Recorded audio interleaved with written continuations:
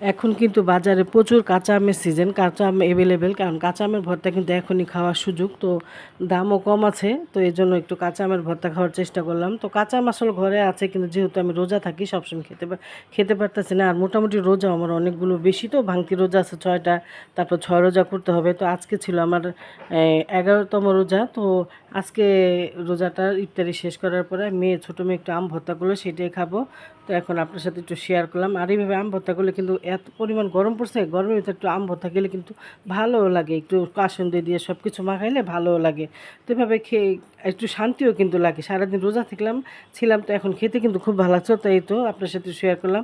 তাহলে এভরিওয়ান, আসসালামু আলাইকুম, সবাই কেমন আছেন? আশা করি যে যেখানে আছেন ভালো আছেন, আমরাও আছি আল্লাহর শেষ রহমতে ভালো। তো হঠাৎ করে আজকে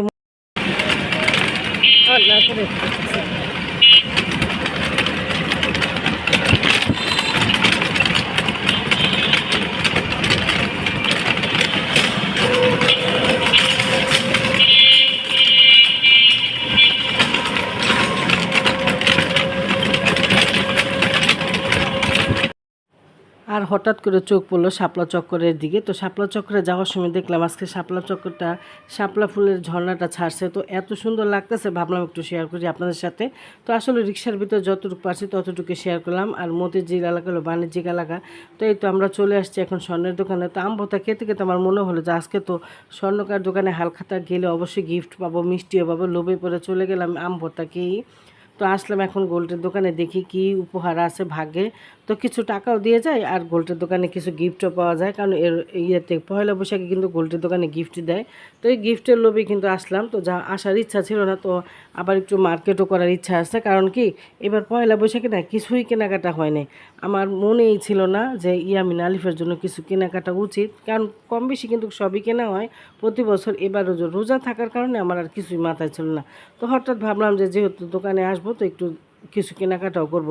তো এই তো এখনও টাকা দিয়ে যাব, তো টাকা দিতেছি, হিসাব কিতাব করতেছে তারা। তো কারণ পয়লা বৈশাখে কিন্তু তাদের দোকানে অনেক ভিড় থাকে। তো আমরা আসার পরে 3-4 জন গেল, তো তারপর আমাদের স্লিপটা দিলাম। তো এখন টাকা টুকা দিব। তো এখানে কথা বলতেছে ওরা, আব্বা মেয়ে কথা বলতেছে, তো ভাবলাম একটু ভিডিও করি। আর গোল্ডের দোকানে আসলে না মনটাই ভরে যায়, এত স্বর্ণ দেখে। আসলে স্বর্ণের এত দাম, আসলে আমাদের মতো সাধারণ মানুষ যে কীভাবে স্বর্ণ পরবো সেইটাই মাঝে মধ্যে চিন্তা করি।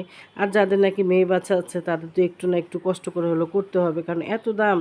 যখন মেয়ে বাচ্চা আছে ইনশাল্লাহ বিয়ে শাদী তো দিতেই হবে সময় মতো, যখন আল্লাহ পাক কবুল করবে, কিন্তু একটু স্বর্ণ করা না হলে তো হয় না।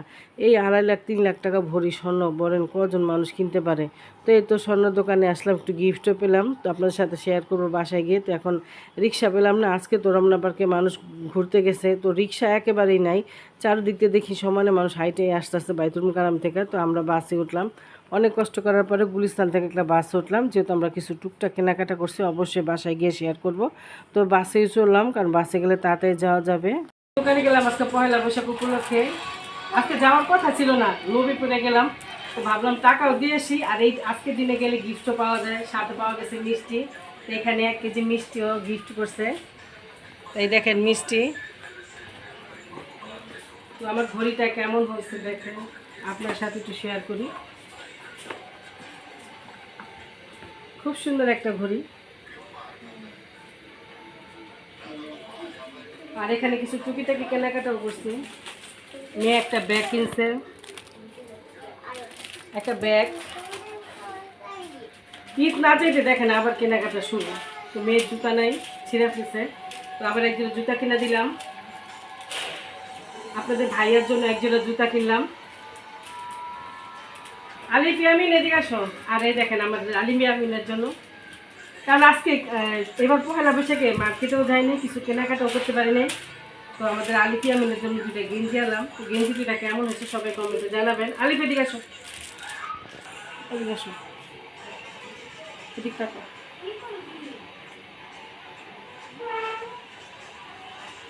এই তো আমাদের আলিফের টি শার্ট কেমন হয়েছে? ইয়ামিন এদিকে আসো, এদিকে আসো,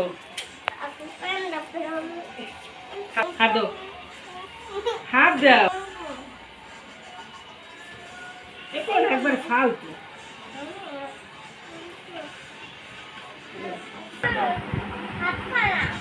মিষ্টি কিন্তু দিব না, বলে দিলাম।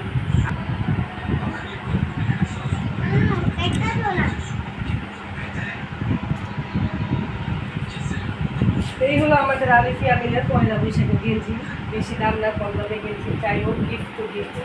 তো এই ছিল আজকের, বোঝা ছিলাম।